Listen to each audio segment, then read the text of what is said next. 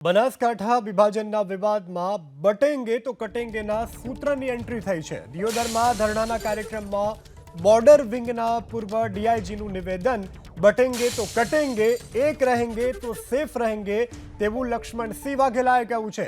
ઓગળ જિલ્લાની માગણીને લઈ અને મહિલાઓ પણ હવે મેદાને ઉતરી છે। દિયોદરને ઓગળ જિલ્લો જાહેર કરવાની માંગ સાથે વિરોધ પ્રદર્શન યથાવત જોવા મળ્યું છે।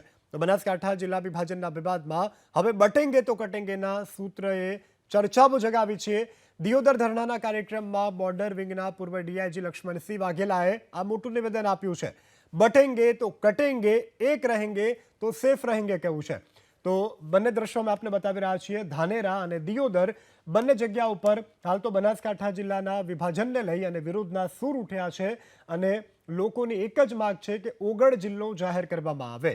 ત્યારે હવે આ વિરોધમાં મહિલાઓ પણ જોડાય છે અને સામાજિક આગેવાનો પણ હવે આગળ આવી રહ્યા છે।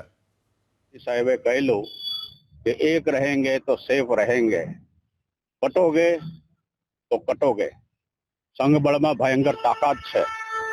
संघबल होते सुल्तान को हटा जात, यही युग में बारडोली को निहारिए। बारडोली सत्याग्रह थयो तो अंग्रेज सरकार जेवी सरकारे गरीब खेडूतो सामे झूकवू पड्यो। आज निर्णय है सरकारनो ए लोकहित में नहीं ने लोकप्रिय पण नहीं। આપણે સૌએ એક સાથે મળીને એકતા દાખવીને સરકારને યાદ અપાવવું જોઈએ કે અંતે લોકશાહીમાં પ્રજા એ જ રાજા છે। સરકારની વિનંતી છે કે લોકોની માંગ સ્વીકારી અને જલ્દી નિર્ણય લે અને દિયોદરને ઓગળ જિલ્લાનું વડુમથક જાહેર કરે અને ઓગળ જિલ્લો જાહેર કરે। બીજી લોકોને પણ મારી ખાસ અપીલ છે કે તમે આગળ જે ભવિષ્યમાં જે બાળકોને તમને તકલીફો પડશે એનું વિચારીને બધા એક થાવ અને આંદોલનમાં જોડાઓ, જેથી કરીને આપણી માંગ સરકાર સ્વીકારે। અમારે સરકારને અમારી એવી માંગણી છે ને એટલે કે મારે જિલ્લો દિયોદરમાં જ અમારે જિલ્લો આવવો જોઈએ। અમારે બેને માટે તો બહુ દૂર પડે, સેવાળો હાવ સેવાળું જ આવે છે।